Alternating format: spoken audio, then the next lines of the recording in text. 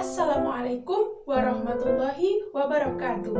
Saya Mazia Putri Maisarah, mahasiswi S1 semester 2, Program Studi Manajemen Pendidikan Islam, Fakultas Ilmu Tarbiyah dan Keguruan, UIN Sunan Kalijaga, Yogyakarta. Video ini dibuat guna memenuhi tugas ujian tengah semester, mata kuliah manajemen peserta didik.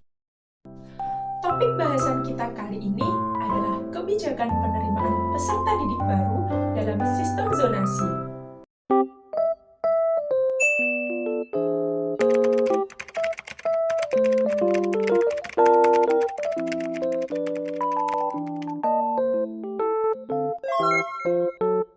Menteri Pendidikan dan Kebudayaan Nadiem Makarim membuat 4 kebijakan baru yang disebut 4 program pokok kebijakan pendidikan Merdeka Belajar.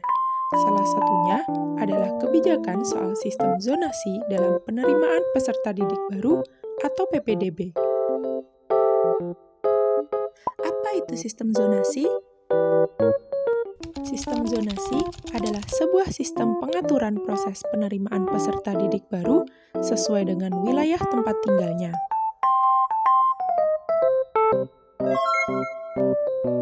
Adapun tujuan sistem zonasi sekolah adalah memeratakan akses pendidikan, mendekatkan lingkungan sekolah dengan lingkungan keluarga, menghapus eksklusivitas dan diskriminasi, membantu analisis perhitungan kebutuhan guru dan distribusinya, mendorong kreativitas guru, dan membantu pemerintah daerah dalam memberikan bantuan.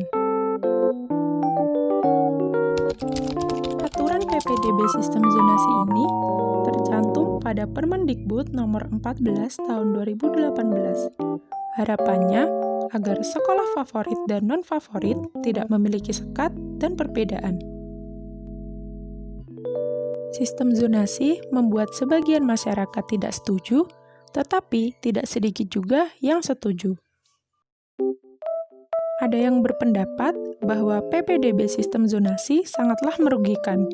Dengan membuat insentif asal satu zona tanpa melihat nilai, akan membuat siswa berpikir untuk apa belajar dan menjadi pintar jika akhirnya hanya ditentukan oleh dekat atau jauh tempat tinggalnya.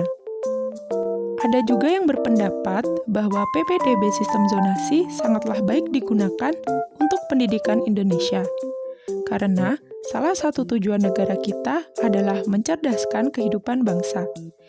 Dengan adanya sistem zonasi, semua sekolah akan sama rata. Tidak ada namanya sekolah favorit dan non-favorit.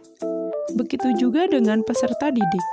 Tidak akan ada lagi istilah yang pintar menjadi semakin pintar, dan yang belum pintar menjadi lebih tidak pintar.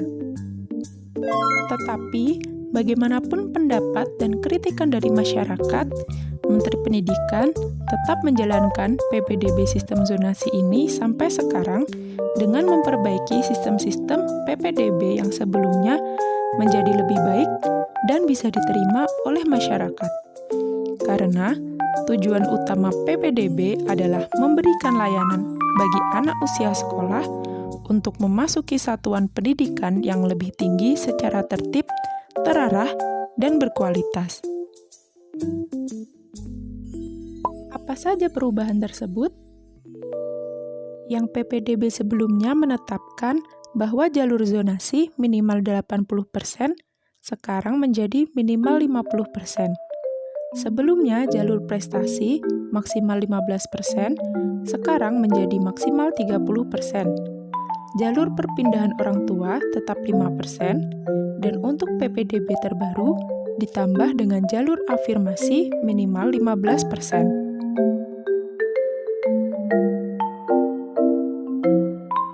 Penerapan kebijakan sistem zonasi dalam PPDB memunculkan pro dan kontra yang mengakibatkan perdebatan.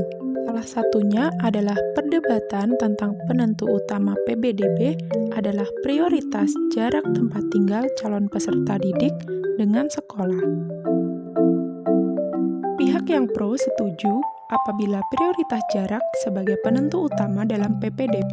Mereka tidak resah lagi dengan sekolah yang akan didapat oleh sang anak yang mendapat nilai ujian nasional kurang bagus. Selain itu, dengan adanya sistem ini, dampak yang bisa langsung dirasakan yaitu pengeluaran yang menurun sebab tidak perlu mengeluarkan ongkos untuk transportasi yang besar ketika sekolah, dikarenakan jarak rumah yang dekat dengan sekolah. Sedangkan pihak yang kontra menilai bahwa prioritas jarak sebagai penentu utama PPDB masih sulit untuk diterapkan, sebab mengingat jumlah lulusan sekolah dengan ketersediaan sekolah untuk semua daerah belum seimbang dan belum mumpuni. Hal ini berimbas dengan beberapa sekolah menjadi kekurangan calon peserta didik, dan ada beberapa sekolah yang bahkan jumlah pendaftarnya melebihi kuota, karena sekolah yang berada di zona yang padat penduduk. Selain itu, sebagian masyarakat menilai kebijakan sistem zonasi ini tidak adil, sebab siswa yang memiliki nilai ujian nasional tinggi bisa kalah bersaing dengan siswa yang nilai ujian nasionalnya lebih rendah, tetapi tempat tinggalnya lebih dekat dengan sekolah. Sebenarnya, dengan sistem zonasi ini diharapkan bisa menghilangkan istilah kastanisasi dalam sistem pendidikan yang ada di Indonesia, di mana setiap elemen masyarakat mempunyai hak dan kesempatan yang sama dalam mendapatkan pendidikan yang bermutu dan berkualitas.